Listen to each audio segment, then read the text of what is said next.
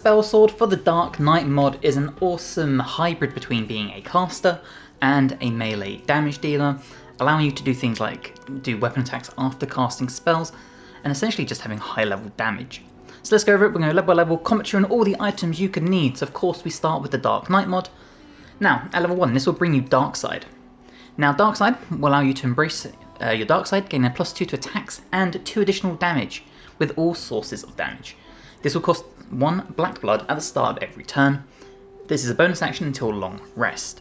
Now what is black blood? Essentially this is kind of like sorcery points. These can run out very quickly, so you do have to keep an eye on them, but essentially you can use this 1 at the start of every turn to ensure a +2 to attacks and damage. We gain low blow, so as a bonus action we can strike the target with the pommel of our weapon, potentially dazing and knocking them off balance. As I switch class by accident, there we go. We gain Dark Presence, which is a +2 bonus to intimidation checks. And if we come, I've done it again. If we come over here, check out our proficiencies, you'll see we have a bunch. Intimidation, Stealth, Athletics, Shields, Light Armor, Glaives, Halberds, Pikes and Spears. Now when it comes to ability points, for some reason we can actually have no negative. So if you're starting this build from the start of the game, I would recommend having 16 Strength, 10 Dex, 14 Constitution, 60 Intelligence, 10 Wisdom and 10 Charisma. However, if you're using the item guide I am at the end of the game, I would consider respecing and doing this. 8 Strength, 14 Dex, 16 Constitution, 16 Intelligence, 12 Wisdom and 10 Charisma. But with proficiencies, you're going to take whatever fits your roleplay. I'm not going to tell you to pick one over the other. Dark Knight level 2 brings Edge of Darkness. This is a big damage dealer. This will cost black blood, but as you can see it will deal 2d6 plus 8 and then a 1d4 of necrotic on top. Dark Knight level 3 brings our specialization, so of course we are the Spellsword. Master of Dark Arts, the Spellsword causes chaos among those that oppose them. A Spellsword learns destructive and disruptive spells that allow them to target many foes at once. So we gain Occult Acumen. You've learned how to interplay your spells and swordsmanship, allowing you to follow up spells with a melee attack. This is huge, you can blast an enemy, still do a melee attack. Arcana Siphon, your damaging spells are overflowing with siphoning magics, granting you a 50% chance to generate 1 black blood when you hit with a spell. This is really important because again, we want to regenerate those black bloods so we can keep doing our abilities. We get Siphon Charge, so we have a Hungering Power that will bring us to bear per short rest, allowing us to cast Absorb spells, kind of says what it does on the tin there. And then Unmend. This is a level 1 evocation spell that will deal 1 to 10 force damage. Basically we launched a Shadow Projectile. It targets Constitution and Charisma to hit. Only the Constitution save procs additional effects like Arcana Siphon. So 2 saves, but we only need 1 to land extra hits. Now from here we gain some Dark Arts, and these are essentially extra abilities. So we can do Consuming Flames, which will give you Absorb Strength and Dark Fire, Sapping Ice, Absorb Con and Dark Blizzard, and Innovating Lightning, Absorb Dex and Dark Lightning. I personally like Sapping Ice, so that's what I'm going with, but you can kind of take whichever one of the 3 you want. Dark Knight level 4 brings our First Feet and Shadow Stride. Step through darkness to a chosen location. This is a bonus action, and as you'll see, it uses Shadow Stride charges, not Black Blood.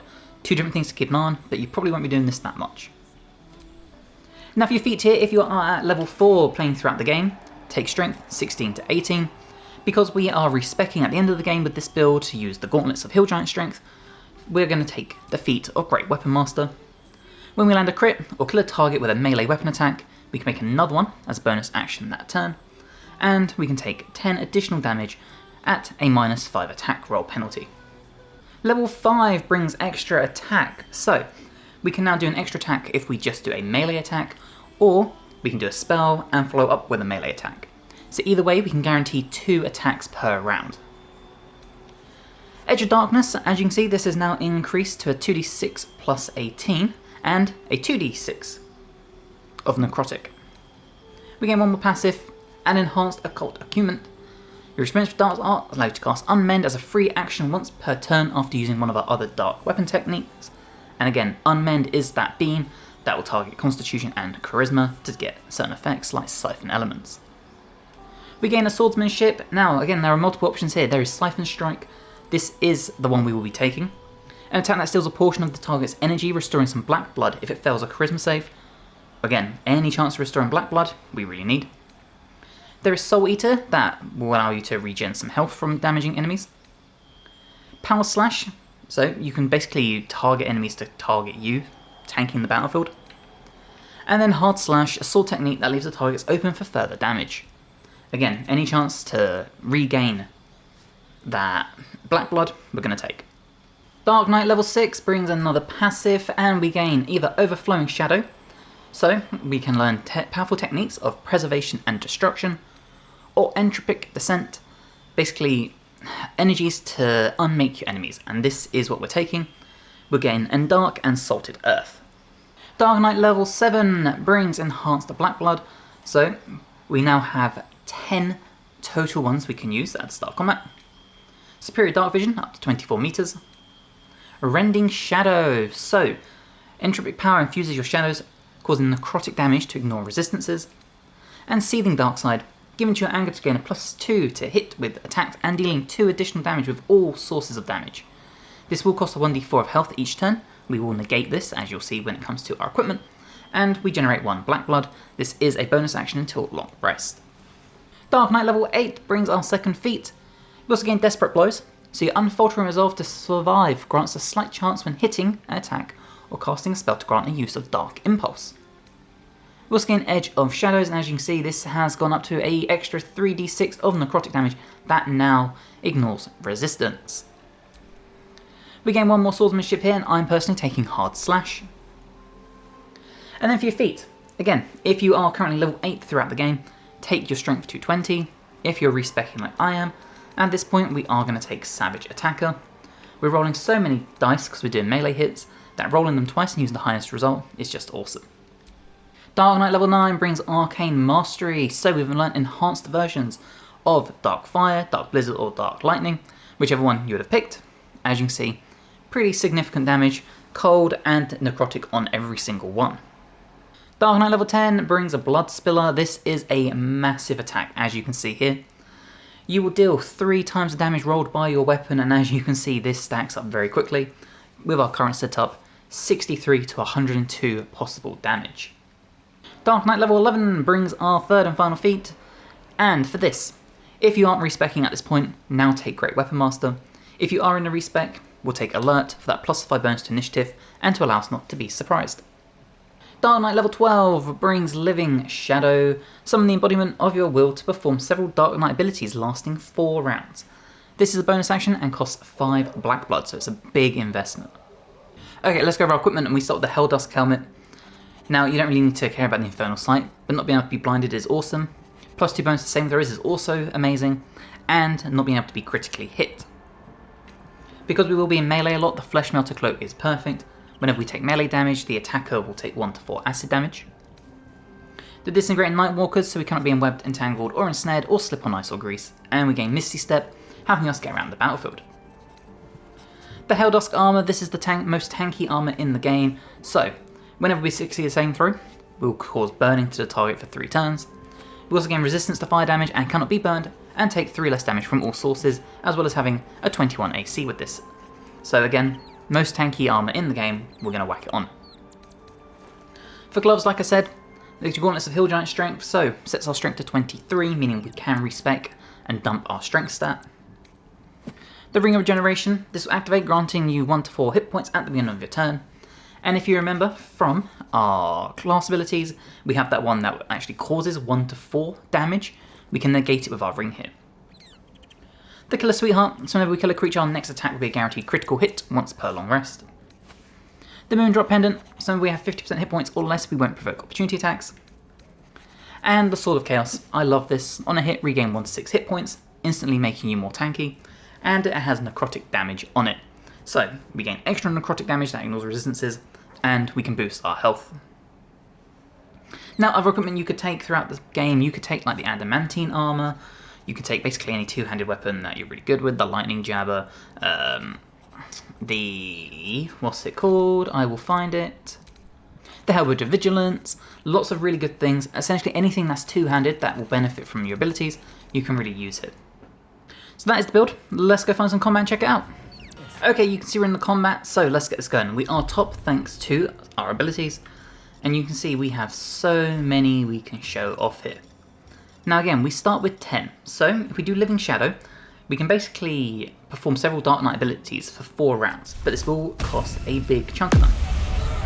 But if we get this here, you'll see we now have our Shadow over here ready to inflict some damage when need be.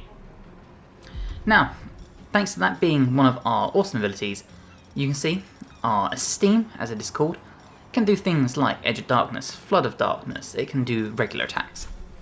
So if we start like this, you can see we can attack through our Esteem essentially. Another fight. And that still frees up our action here. So for example, we could do a Dark Blizzard. We will target Skeeve here. And because we've done that, we know we can still follow up eventually with something like a Dark Impulse. Get in here. And there you go, you'll see the huge damage and the necrotic on top, as well as Desperate Blows. Now once again we have our Esteem, so we can send it in to do a spell, we can send it in to do a lot of stuff. So let's do a Flood of Darkness. We are going to take some friendly fire, but that's okay.